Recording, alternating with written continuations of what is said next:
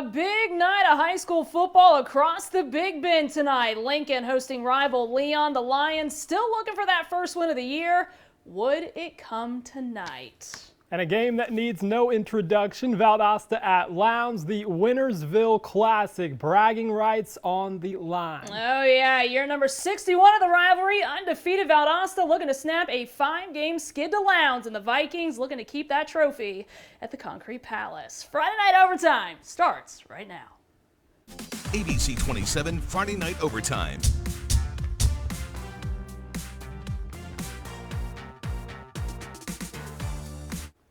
We got a good show for you guys tonight, Kyle. It is Wintersville week. It needs no introduction. Whoever wins tonight's game between Valdosta and Lowndes has bragging rights for the next 364 days. A rivalry that Valdosta owns long term, but Lowndes has won 14 of the last 20, including 5 in a row. Absolutely. This year, though, arguably the most balanced these teams have been in several years. Undefeated Valdosta at Lowndes, the Wintersville Classic, bragging rights on the line. It's our Friday night overtime game of the week. The 61st edition of this rivalry. The Cats bringing the Chucky doll to the Concrete Palace. Looking to intimidate, Scary, but Lowndes not phased in this one. Both looking to open region play the right way. And the Viking defense got off to a hot start tonight, folks. Early one, Coleman Lewis getting to the quarterback, forcing the fumble, and Omarion Whitlock recovers. That would lead to a Lowndes field goal. But the Cats offense bounces right back on the other end. Todd Robinson calling his own number, and he would go untouched to the house. Valdosta takes a 6-3 lead. And that Wildcat offense, not even close. Late one now. The give goes to Ahmad Denson, and he has a lot of room to run. Nothing but green in front of him. The senior showing the speed. He's not going to be caught. 80 yards to the house. 80 yards. Give him some oxygen. The Cats would go on top 13-6. And lots of defense after that, Allison. The Cats led 13-6 at the break, and they would win by that same score, 13-6. Bragging rights in the grocery store, the barber shop. There you go. Over in Tifton, Tift County playing host to unbeaten Thomas County Central. Jackets striking first. Ricky Fulton finding his way in for 6. Jackets take the 7-0 lead. A little bit later, Fulton, the call again. Another strong carry. Why change it, right? Slow start for everyone. But the Jackets, led by, guess who? Fulton. He would coast in the second half. TCC wins big, 42-7. Moving to a packed Donald Tyson Stadium over in Clinch County. The Panthers hosting Lanier County in a region matchup. Panthers doing work. How about the 40-yard score here on the ground? A little bit later, second quarter, how about more from the home team and another score, because we like those. The game's biggest play coming, though, from Eddie Smith here. He's going to haul in. What a big-time grab as we're going to zoom out and then zoom in. And he's going to go all the way for 6. Allison, Clinch County, they cruise tonight 35-0. In Florida, the Seminoles of Florida High, they are undefeated. Still perfect on the year. The Noles coming off a bye week, too, hosting Monroe tonight in what is their final home game of the year. So sad. Rivalry at Gene Cox. Oh, wait. Where did this script go? Here we go. Seminoles up 14-7. Uh-oh, we lost that game. Where did it go? Let's go on to the next one, though. Leon and Lincoln. Gene Cox. Leon and Lincoln with the ball. Third down. Malik Jackson denied much of anything for the Trojans, and they're all over it. The Lions trying to run again, but you saw that Trojan defense. They were just too good tonight. Lincoln gets a big win. Leon scoring some points, though, 48-21 over Leon. Childs Timberwolves with a big 4S District 2 game tonight against Crestview. A win would really help their postseason chances. Crestview down 8-0 in the first quarter. Jason Jones taking the handoff, finds the gap, 40-yard touchdown, making it 8-6. They'd convert the 2-point conversion, tie game. Less than a minute to go in the first half. Childs down 15-8. How about the defense coming in clutch? Bryson Floyd, the INT, taken down inside the 10. That's close enough for Childs to get on the board before the half. Trey Jones, he's the man. He gets it done. It's 15-14 at the break. Close game, not going the T-Wolves' way, though. Crestview gets the road win, 23-17. Brookwood started off the year on a tear, 2-0, but have lost 3 straight. A big one tonight for the Warriors at home tonight to open region play against Deerfield Windsor. A big GIAA game at Brookwood tonight. Brookwood hosting Deerfield Windsor in a region matchup, and we're going to open it up. Deerfield Windsor is going to recover a Brookwood fumble on the opening kickoff, which would lead to a touchdown. The Knights jumped out to a 15-0 lead, but the Warriors rallied as a touchdown run by TJ Thomas trims the Knights' lead to 8 early in the second quarter. The Warriors ended another drive with a touchdown run by Thomas. The Brookwood, we're going to see Thomas, a couple of really nice juke moves, and he is in for 6. Brookwood cutting the lead to 2 after a failed 2-point conversion, and the Warriors battle back late. Huge win tonight over 5-1 Deerfield, 39-29, your final. All right, so let's get back to these Florida High highlights. Here we go. Seminoles up 14-7. Ryder Popple, the Mack truck that he is, barreling his way down the sideline, almost finding Pater, taken down inside the 10. Same drive, Monroe defense.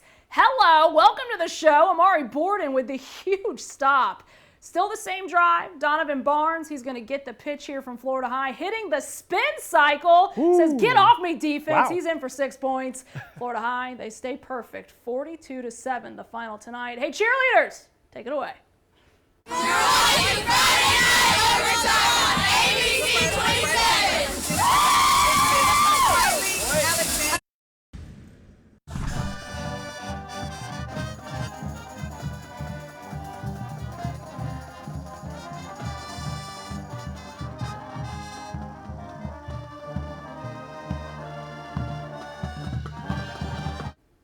Welcome back to Friday Night Overtime. Little Latin flair there from our band of the week, the Timberwolf Marching Band.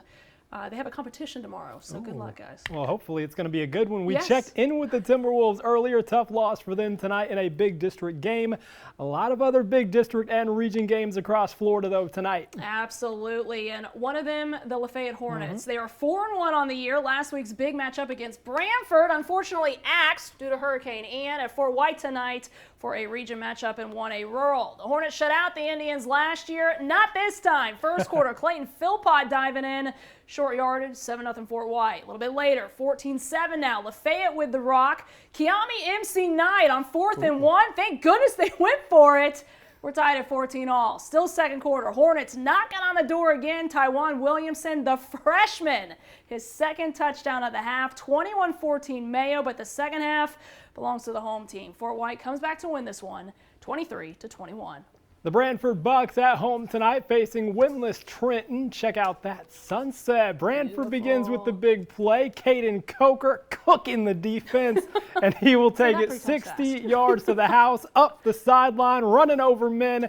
Home team, they're up 6-zip. After recovering a fumble, the Bucks taking advantage. Thomas Sykes airmails this one to Colby Carver, and Branford up 14-0 after the 2-point conversion. The Bucks having no issues tonight. 46-0 they win, and they're now 5-1 on the year.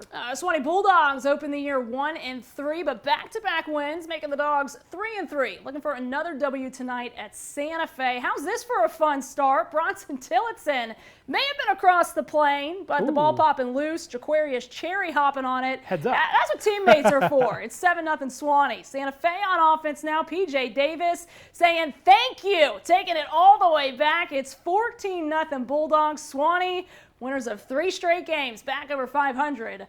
40-0 the final score. At McClay tonight, Jason Colley and his Marauders hosting undefeated Chipley. Second quarter, Tigers already up 7, going forward on 4th down. A good decision. Neil Adams to a wide open Tayshawn Sims. Easy 6 for Chipley. PAT no good. Marauders with a shot to get on the board under 7 seconds. No problem. Michael Grant to Caleb Hutchin. 13-7 your score at the half.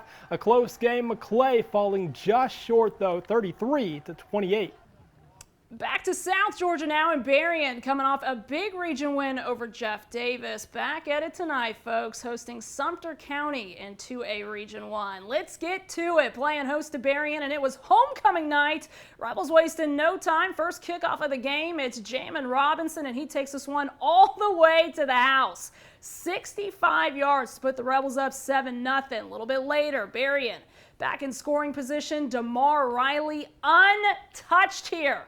Rebels up 7, and this one would go back and forth. Josiah Davis, another kickoff return for him. Does he ever stop? They He don't had 2 stop. last week, right? He did. Rebels go on the road, and they win a tight one, 38-36. Thomasville hosted Carver for its homecoming game Friday night. It was a defensive battle in the That first guy, half what a as life. Carver held a 6-2 lead in the second quarter. Thomasville able to end the Carver drive in its territory with a fourth down pass breakup by Evan Wynn. The Bulldogs had hopes of mounting a late drive in the first half, helped out by Cole Shaw, but it was all for naught. Carver led 6-2 at halftime, but good news, Thomasville comes back to win this one.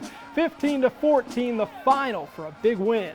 Absolutely. Cairo on the road for the first time in nearly a month at Hardaway for a 4A Region 1 game. Let's get it started with the Hawks on offense. Back to pass. R.W. Jones all over it. The interception gives it back to the Makers. Nothing comes of it, but this defense back to work soon after, recovering the fumble. Terrence Peoples, see ya! No one catching him. Cairo, they cruise.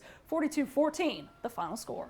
How about a flashback for you? Friday. Rickards hosting Gadsden County in the Soul Bowl. The Jags looking for that first win, and they got off to a good start, up 7-0, and adding to it here as Tamarius Clemens blocks the punt, and then he gobbles it up. It's 14-0 Gadsden, so special teams doing work. How about the defense? Raiders inside the 10 going forward on fourth down. Josiah Knight having none of it. In those 3 phases, they all worked for Gadsden County last night. They would also score here on offense and get a big win over the Raiders. How about that? 35-24 would be your final. Soul Bowl winners. Little high school volleyball and GIA. Valwood, 3 straight, not going to happen. They lose in the state quarterfinals. But Grace Christian topping Georgia Christian today. We'll find out. They play in the Final Four tomorrow afternoon.